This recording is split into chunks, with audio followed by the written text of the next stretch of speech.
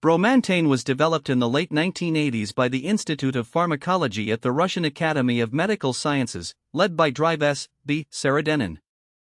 The Soviet military wanted a compound that could improve performance under extreme stress, without the crash and overstimulation of conventional stimulants. The result was an entirely new category of drug called an actoprotector. That's not marketing jargon, it's a real pharmacological classification unique to Russian science. Actoprotectors increase mental and physical performance under stress without the jittery, euphoric spike you'd get from amphetamine. Bromantane was approved in Russia in 1998 for treating asthenia, which is basically chronic fatigue and low energy, and it's sold under the brand name ladasten. In the West, it's not FDA approved. It exists as a research chemical, legally unregulated in most countries. Chemically, it's an adamantane derivative that's the same backbone used in memantine and amantadine. Structurally, it has nothing to do with classical stimulants. Here's where bromantane does something no other nootropic does. It induces tyrosine hydroxylase, the rate-limiting enzyme in dopamine synthesis. In plain English, your brain makes dopamine using a production line. Tyrosine hydroxylase is the first and slowest machine on that line. Bromantane tells your brain to build more of that machine. More machines means more dopamine production capacity. Permanently, until your brain downregulates again. Compare that to how other drugs work. Amphetamine forces your brain to dump stored dopamine. Methylphenidate blocks the reuptake pump so dopamine hangs around longer. Both are short-term fixes. You get a spike, then a crash, then you need more. Bromantane doesn't spike anything. The effect builds gradually over hours to days. There's no rush, no euphoria, no crash. And the effect can persist for days after you stop. Preclinical studies confirm it. Increased THMRNA and protein levels in the substantia nigra and striatum, the brain's core dopamine regions.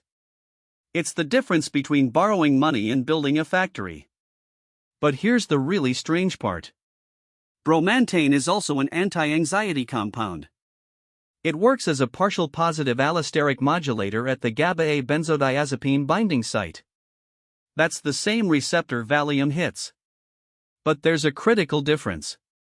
Benzodiazepines like diazepam are full agonists. They clamp down hard on the receptor, producing strong sedation, tolerance over time, and withdrawal when you stop. Bromantane is a partial agonist. It turns the dial but doesn't crank it. The result is less sedation, less tolerance, and no withdrawal syndrome. So you get a compound that simultaneously increases dopamine production and calms GABA activity. Calm and energized. No tired but wired feeling. No paradoxical anxiety from too much stimulation. The key study confirming this was Sarodenin et al. In 2006 radioligand binding assays that showed bromantane binds to the benzodiazepine site on the alpha-1 beta-2 gamma-2 GABA-A subtype. That's the most common subtype in the brain. Let's talk about what the clinical data actually shows and what it doesn't. The largest Russian trial was Sarodenin in 1998, 150 patients with neurasthenia, a condition marked by chronic fatigue and anxiety. Bromantane significantly reduced asthenia scores compared to placebo. A 2001 comparator trial with 120 patients found bromantane had equal anti-anxiety efficacy to diazepam, but with zero sedation, zero ataxia, and zero withdrawal symptoms. That's a remarkable finding if it holds up. Athlete studies showed improved physical working capacity, reduced perceived exertion, and faster heart rate recovery after exercise. Post-stroke patients showed better neurological recovery and less fatigue.